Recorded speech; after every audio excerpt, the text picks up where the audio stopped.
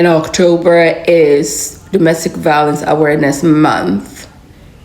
And the reason why I'm tying Domestic Violence Awareness Month or Domestic Violence Awareness overall shouldn't just be for 1 month where we are aware of some of those occurrences that happen in our society day to day, globally, also ties into mental health and how important it is to take care of you in your mental space. The more you are present with yourself, the more you realize that whatever patterns that partner is showing you is toxic. Realizing what you are feeling in your body. Because once again, I always say, you have agency over you, agency over your life, agency over your feelings. Knowing that what person A can tolerate, you might not necessarily be able to tolerate, because it's all about genetics.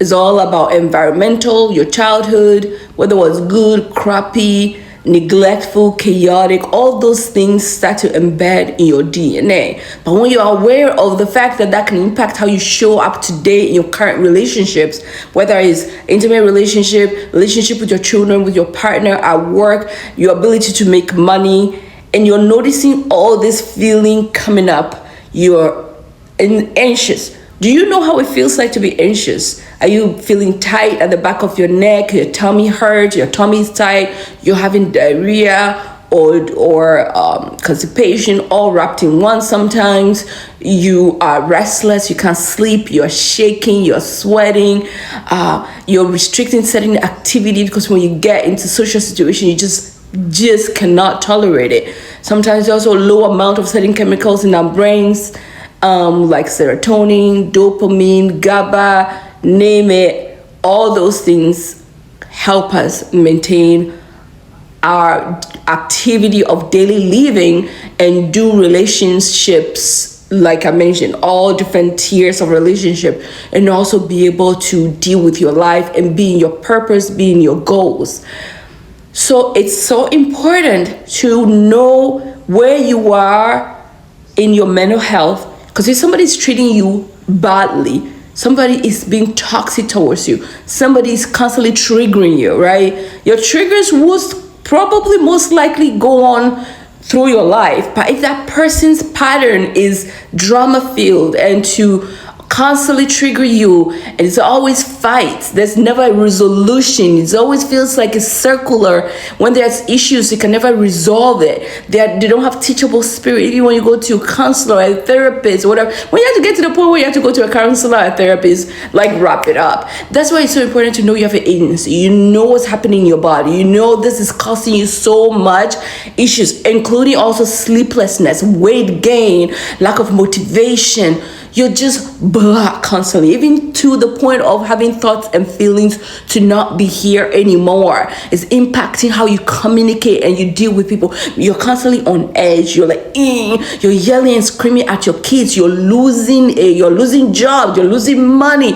You can't focus on yourself, your life, your creativity. Time to clock it, because all that is going to do is derail you from your purpose in this life. Your focus, deeper connection that you might be able to have and maintain with people around you will constantly just be in a state of turmoil, because you're constantly in a state of turmoil, because your mind is constantly in a state of turmoil, because your environment, whether you're in a relationship with somebody who is toxic, that immediate environment is constantly toxic. So you see that cycle? So that cycle continues, and you're gonna just live in a life where you're never and will never be fulfilled. Good mental health is so important in order for you to have a better lifestyle and for you to make and feel better about yourself, your self-worth, your self-esteem, and so you can make better callings, make better decisions, make better judgment when it comes to you, when it comes to your kids that need to be protected. Let me know your thoughts and opinions in the comment section. I would love to know. Okay, bye. Love you. My daughter, Johnnysa Murray, was involved in a domestic violence relationship. Around the fall of 2019, I started seeing something that I knew it wasn't going to end well, where I even contacted the St. Louis County police officer. At the time, I was at my daughter's address. Did not know her address, but 911 dispatcher told me that the police had been dispatched so many times to my daughter's address they know exactly where to come. And when the officer got there, when he realized it was my daughter and the kid's father, he specifically told me, he said, don't call us back until something bad happened. We tired of keep coming over here. Well, on Juneteenth declaration, June 18, 2021, fast forward, when we're celebrating this holiday, I usually go down Bell Fountain Road to work from St. Louis County to Southside. I didn't do it that day. And I'm glad I didn't do it that day. Because when I got to work and got the phone call that no parent wants to get, had I went down Bell Fountain Road that morning, I would have seen my daughter body laying in the street from her kid's father shooting her twice in the head while she was driving. He ran off a short distance and then he killed himself.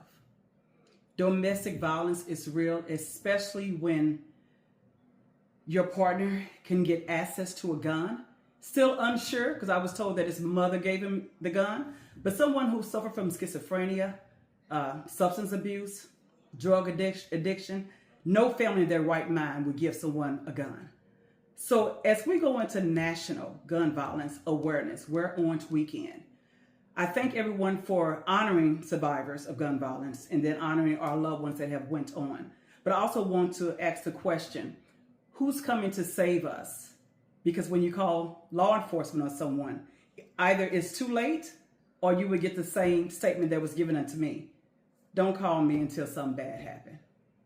Thank you all for honoring our loved ones. Domestic violence is real and it definitely can be deadly. Thank you so much.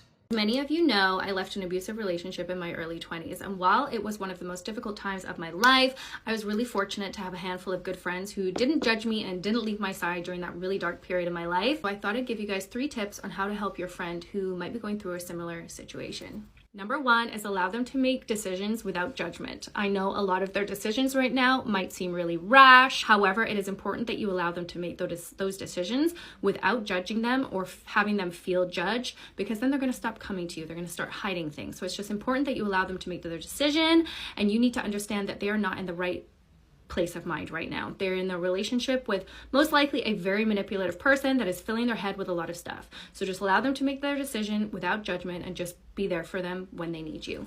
Number 2, be prepared to help when they need help and not when you want to help. One time, my girlfriend was in an abusive relationship and she lived across the country. And when she said she was ready to leave, because I always told her that I would be there for her when she needed me, I bought her and her kids plane tickets to come and stay with me just to get some space and air. So maybe your friend lives down the street and maybe you can offer a ride. Whatever that is, just be prepared to help when they call on you for help, especially if you said that you were going to be there for them when they needed you. And number 3, and this one's a hard pill to swallow, is accept that this is not going to be an easy ride, okay? There are going to be times when your friend calls on you for help and then you get there to help and their partner has already convinced them to stay. I know this from personal experience. I one time called my friend. I was like, okay, I am ready to leave. She brought a truck to move my things. And by the time she got there, my partner at the time had convinced me to stay. And she had to leave with the truck empty. And my friend didn't give up on me. She didn't call me crazy or stupid or any of those things. She understood who I was in a relationship with. And she knew that that person was extremely manipulative. And she was one of the first people there for me when I eventually left and left for good. So just never give up on your friend. Know that she is going to appreciate you. And if she knows that you are going to be there for her without judgment, and when she calls upon you, you're going to be one of the most pivotal pieces in her leaving that abusive relationship. If you have any additional resources, definitely leave them in the comments, and my DMs are always open. Much love.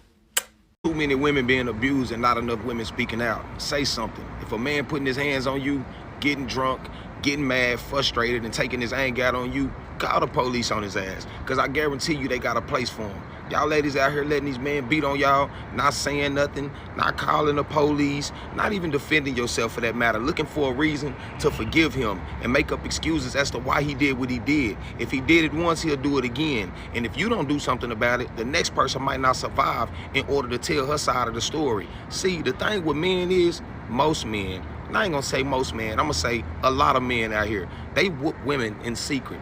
You got 2 different type of abusers. You got abusers that whoop women and hit them in places that you can't see, and then you got men that just flat out right punch on women I'm sick of it. I'm tired of it.